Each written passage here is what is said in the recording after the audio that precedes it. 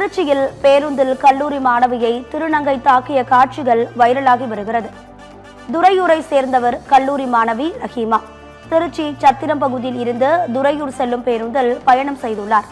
அப்போது திருநங்கை ஒருவர் ரஹீமாவிடம் யாசகம் கேட்டுள்ளார். அதற்கு ரஹீமா மறுப்பு தெரிவித்துள்ளார். இதனால் ஆத்திரமடைந்த அந்த திருநங்கை மாணவியை சரமாரியாக தாக்கியுள்ளார். இந்த தாக்குதல் காட்சிகள் பேருந்தில் இருந்த சிசிடிவி கேமராவில் பதிவாகியுள்ளது. இந்த சம்பவம் குறித்து திருச்சி கோட்டை காவல் நிலையத்தில் மாணவி புகார் அளித்தார்.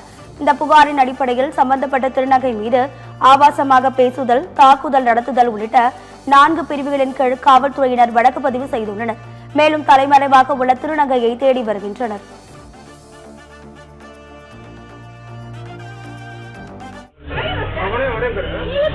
அவனே